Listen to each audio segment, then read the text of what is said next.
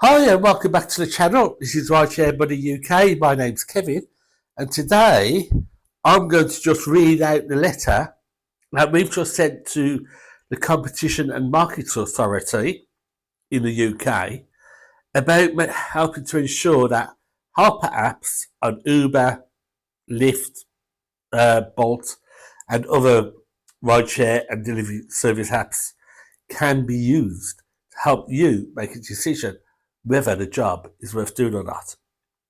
Now, these apps will take data from the rideshare companies, process it, and deliver it to you in a little overlay, telling you the price per mile, the price per hour. There's filters on there you can use to help make sure you only pick the jobs that are worthwhile doing, and some of them will automate the process so that you don't have to even touch your phone to work on the apps. That's really good. I've had reports from Uber saying customers have complained about me messing about with the phone and being distracted by the phone when I'm driving. All I'm doing is trying to figure out the next job and clicking on accept if it's worthwhile doing.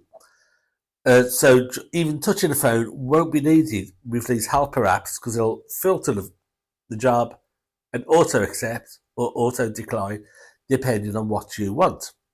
Helps boost your efficiency, helps boost your profits, helps boost your competitiveness, helps boost road safety, all sorts of things. But at the moment, the rideshare apps, delivery apps, try and prevent you from using these helper apps. I believe that's unlawful, and we've applied to the Competition and Markets Authority to take a look at how these are, whether they're legal or not legal, these apps. So this is a letter we've sent to the Competition and Markets Authority. I've posted it down below in the description, so you can read the full text in the description if you don't listen to the sound. So let's get started with reading out our letter. I'll put the letter up to the side here as well as we read through it. So, the subject, concern about restrictive practices and supply chain failure in the rideshare industry. Dear Competition and Markets Authority, I am writing to raise concerns about the structure and functioning of the UK rideshare market. I believe that one of the practices banning rideshare drivers from using helper apps contributes to a failing market enabled by an imbalance of power, lack of transparency, and potential breaches of the Unfair Contract Terms Act 1977 UCTA. While I will concentrate on Uber in this complaint, the issue is an industry-wide issue, and most rideshare and food delivery platforms have the same or similar terms that prevent drivers from using apps to help determine the true cost of a job. When rideshare companies first arrived in the UK, the usual tariff and commission model applied. This is where a company such as Uber would have a per mile or per minute charge, which is paid by the rider. Uber would then take a commission, approximately 25%, and the remainder was paid to the driver.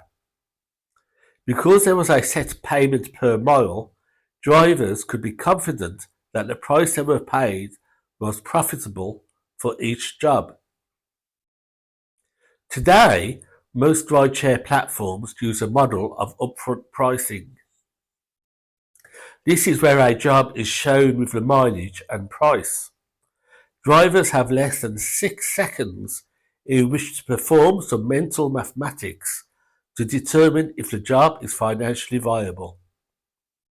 The price offered for a job bears no resemblance to its miles. For example, you could have one job come through which pays 97 pence a mile, and the next job that comes through pays £3 a mile. This has led to the rise of driver helper apps. These apps automatically do the calculations and show the value of the job per mile and per hour.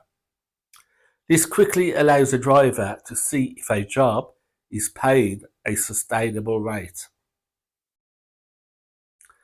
Key issues I wish to highlight. 1. Lack of pricing transparency. Drivers have no input on fair prices or commission structures. In fact, Uber has taken steps to try and hide the value of jobs in the way that they present jobs on the screen. An example of this is when Uber was required to pay holiday pay to its drivers. For the first few months, they made weekly payments to drivers. They then changed the way that holiday pay was paid by including it into every job.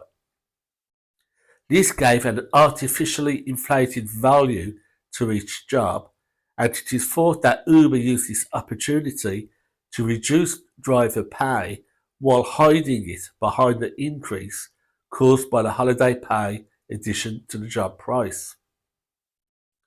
Drivers require helper apps to be able to see simply the price of a job on a per mile basis or per minute basis. This allows them to work out the profitability of a job, as most drivers price their costs on a per mile basis. 2.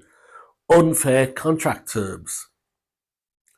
Uber's terms are presented on a take it or leave it basis, with frequent unilateral updates and no room for negotiation. These may fall foul of the UCTA, as they heavily favour Uber and leave drivers with little or no option to improve their working efficiency. Uber and other rideshare platforms spends millions of pounds on worker psychologists, computer algorithms, and AI to get drivers to work at minimum pay rates. However, they expect drivers not to use any technology in determining the viability of a job. While Uber can work with the most advanced AI, they demand drivers work in a pre-computer age environment, performing complex mental arithmetic while talking to customers, reading the sat-nav, and staying aware of the roads while driving, all in 6 seconds or less. 3. Common law restricted covenant breaches. Rideshare companies that prevent, penalise, or deactivate drivers using helper apps are in breach of common law on restrictive covenants. Bans on helper apps go further than reasonably necessary to protect the other party's legitimate interests.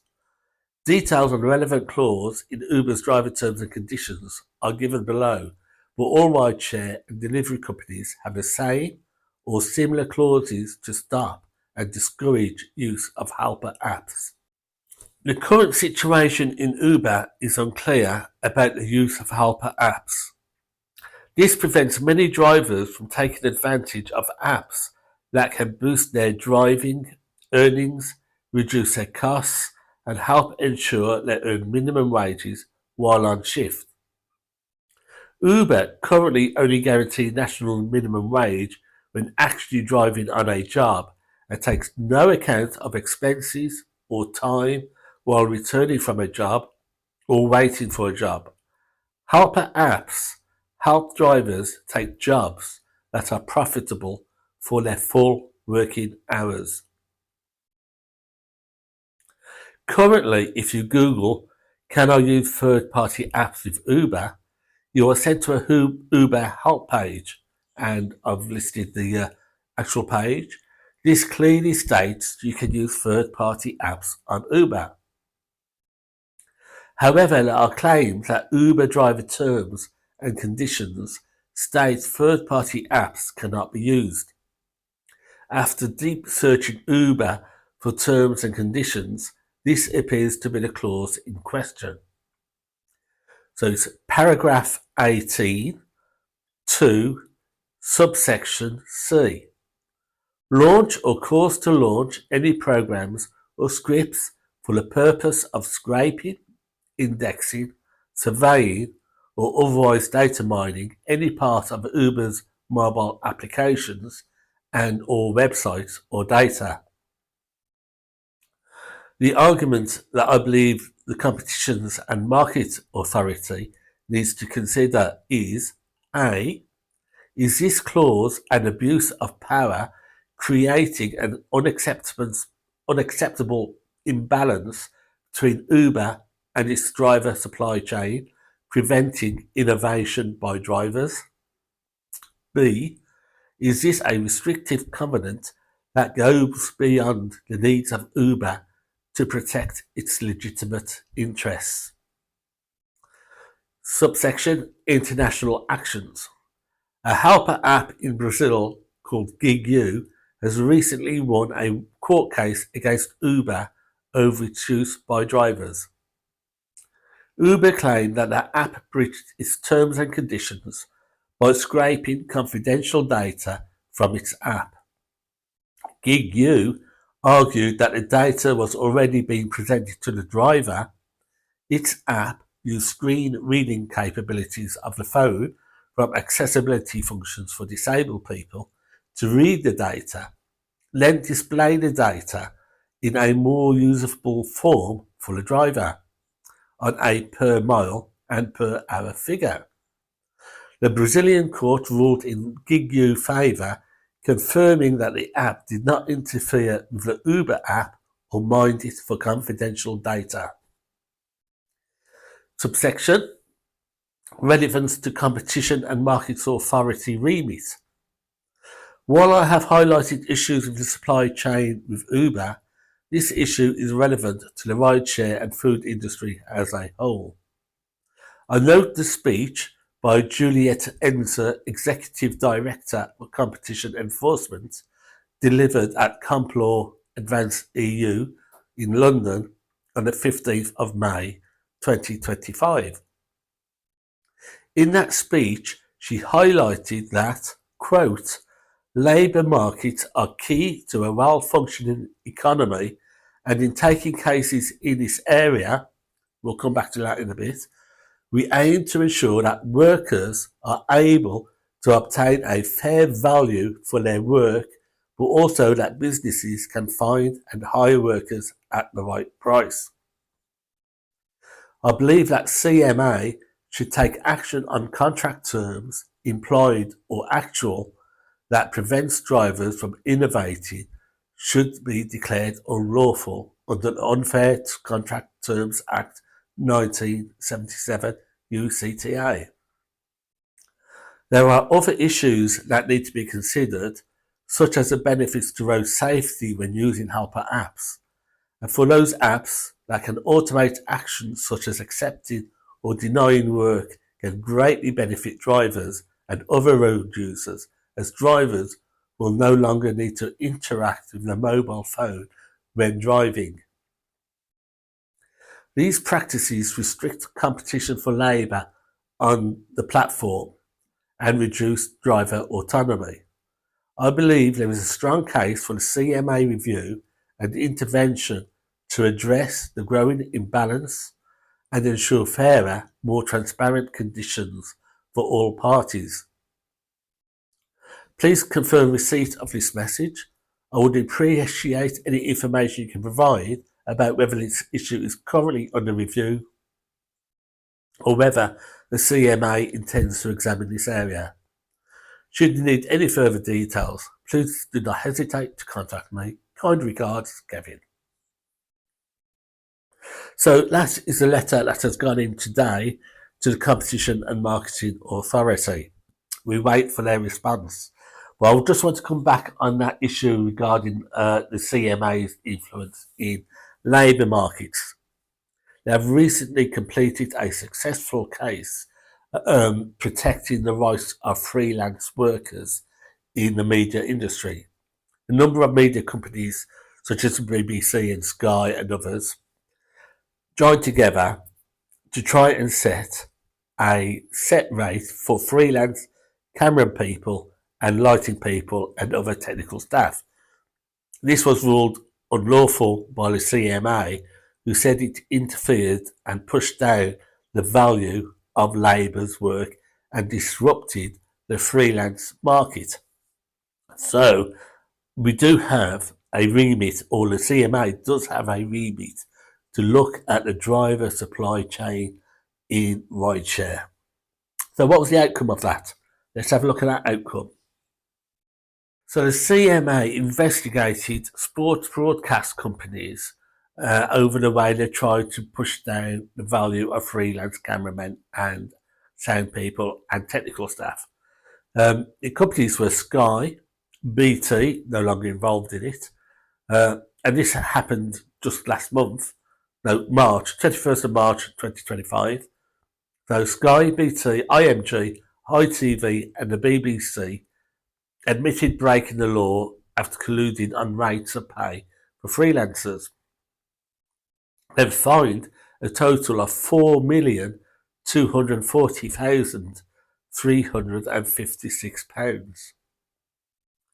Sky was exempted from the financial penalty as it alerted the CMA to its involvement in the pushing down the prices for freelancers before the investigation had launched. So, CMA found 15 instances where power companies unlawfully shared sensitive information and pay with each other, including on day rates and pay rises. So yeah, labour markets are important for economic growth as a whole. Good recruitment and employment practices help people access the right jobs where they're paid appropriately and make it easier for businesses to expand and find the workers they need. CMA does have the ability to work with the labour market. We drivers are part of the supply chain. We are the labour of rideshare, and we deserve to be treated fairly and equally. And hopefully, we're not calling for pay rises.